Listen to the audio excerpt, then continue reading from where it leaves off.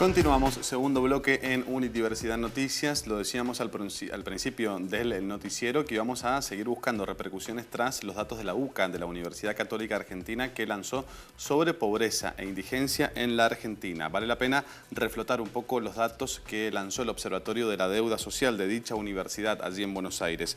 Un crecimiento al 32.9% de la pobreza, alcanza 13 millones de argentinos desde fines del año 2015 hasta el tercer trimestre del año 2016, se sumaron 1,5 millones de pobres en la Argentina. La indigencia pasó del 5.3 al 6.9 y alcanza a 2.7 millones de argentinos. El puntapié para la charla que vamos a tener a continuación con Lorena Troncoso, coordinadora del Banco de Alimentos de la provincia de Mendoza. Lore, ¿cómo andas? Buenas noches. Hola Ignacio, buenas noches. Gracias por venir. No, por favor.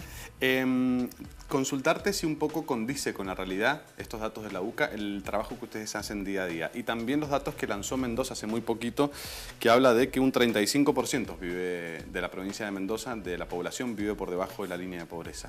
¿Cómo es ese día a día y si ustedes lo ven a esta realidad? Sí, de alguna manera nuestra fundación, Banco de Alimentos Mendoza, es un termómetro de lo que está pasando en el ámbito social.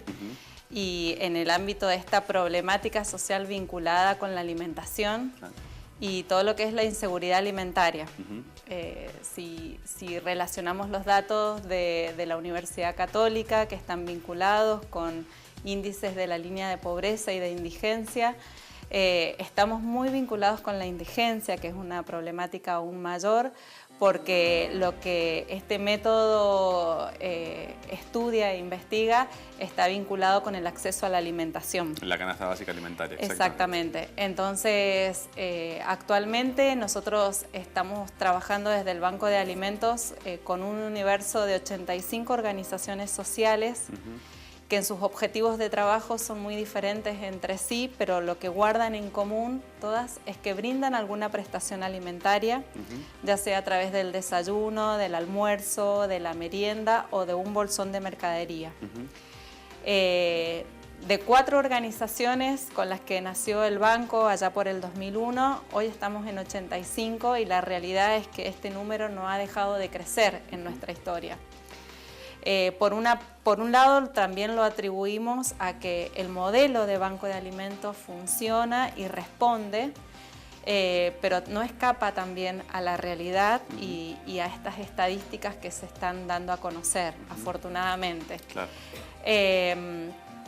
Así es que a través de estas 85 organizaciones tenemos un alcance de más de 23.000 personas destinatarias de los alimentos. Con lo cual percibimos que esto es real y siempre establecemos que es un trabajo conjunto con las organizaciones sociales para salir adelante de esta problemática, porque solo no podemos. Absolutamente. Y porque necesitamos de muchos actores en esto: el Estado, las organizaciones sociales, la escuela, la educación y la realidad es que es la única manera que entendemos podemos salir de la inseguridad alimentaria. Si vamos a los datos de la UCA que entregó ahora, que toma desde el año 2015 hasta el tercer trimestre del 2016. ¿Ustedes han notado en este trabajo de ese año o un poquito menos de un año un crecimiento en la demanda de instituciones que requieren alimentos al Banco de Alimentos? Nosotros, coincidentemente en octubre, fue cuando, en los meses de octubre y noviembre, es cuando aumentamos de 83 organizaciones a 85. Con lo cual... es un dato. Es un dato.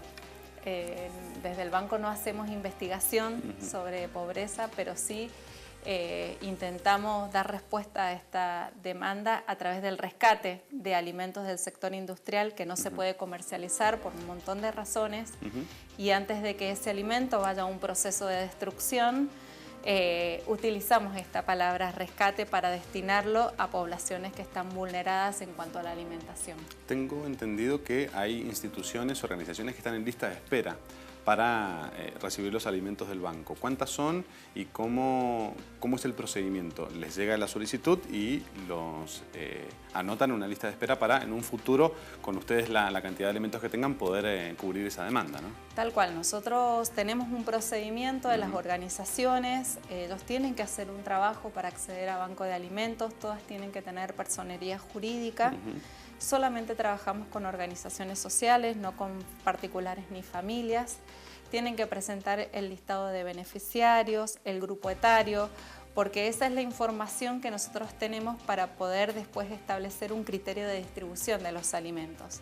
Esto también está dado por la frecuencia en que brindan la prestación alimentaria. No es lo mismo el comedor que brinda a lo mejor una merienda los días sábados dentro de una actividad religiosa, si se quiere, claro, que aquel comedor comunitario que cocina diariamente para 600 personas todos los días. Entonces, claro, la distribución no es la misma. Sino que todos estos datos son importantes para nosotros para después poder establecer el criterio de distribución. Aún así, en este trabajo no podemos garantizar todo lo que necesita una persona para una dieta nutritiva. Siempre le aclaramos a la institución que somos un complemento a lo que pueden conseguir por otras fuentes. Pero la realidad es que muchas veces ese complemento para muchas representa el 100% de lo que pueden acceder. De las más de 80 instituciones que ustedes cubren con alimentos, seguramente no tenés el dato, pero más o menos aproximado, ¿cuántas instituciones dan de comer todos los días a un grupo de personas aproximadamente? En Mendoza está tomando una característica diferente a otros bancos de alimentos del país. En el país hay 16 bancos de alimentos, en donde ha cambiado la modalidad de la prestación del servicio y ya no existen tantos comedores comunitarios como en el 2001. Ha virado más hacia el bolsón de mercadería, promoviendo una política social de la comensalidad familiar. O sea, se le entrega para que ellos hagan uso de sus alimentos en la casa, en su vivienda. Esto ha llevado muchos años en la implementación de esta política y aún se está trabajando porque hay muchas cuestiones que resolver en el medio, como todos los recursos que debe tener una familia, hábitos culturales que estaban muy arraigados y que es difícil sacarlos, claro, y hábitos que a lo mejor son naturales en nuestra casa, como pensar en qué voy a cocinar hoy cuando han habido generaciones que han estado acostumbradas a comer en un comedor comunitario. Claro.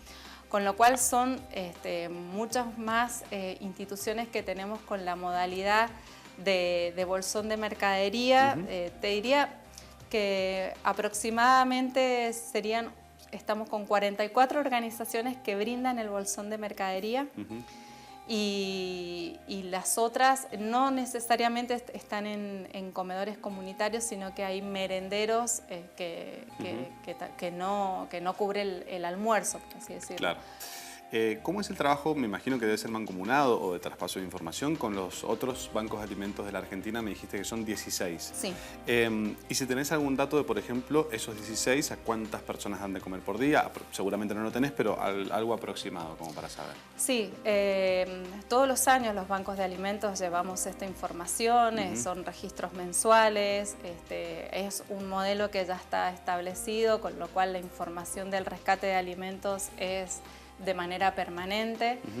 Y a lo largo del 2015-2016, a nivel nacional, más de 8 millones de kilos de alimentos es lo que se ha podido rescatar desde el sector industrial, pero también de particulares. No solamente ya impulsando lo que puede llegar a ser un excedente, una falla de producción o aquellas fortalezas locales que exceden al área o a la región, sino también buscando la responsabilidad social, empresaria y el compromiso con los que están más vulnerados a su alrededor. No, absolutamente, que sea obligatorio en los programas de responsabilidad social empresaria en todas las empresas, sobre todo las de alimentos. Hablas de rescate de alimentos, ¿además reciben donaciones o eso lo han dejado de lado y solamente trabajan en el rescate y en el trabajo con industrias y comercio? Este rescate de alimentos viene de manera donada. Bien. Desde el sector industrial.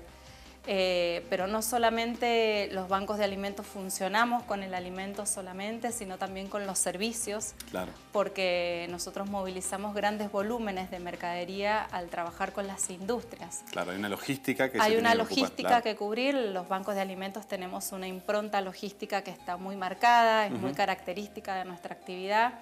y porque tenemos que actuar con celeridad, porque muchas veces los alimentos están muy cercanos a su fecha de vencimiento, pero aún están aptos para el consumo, con lo cual tenemos que responder rápidamente para que ese alimento se consuma en tiempo y forma. Claro.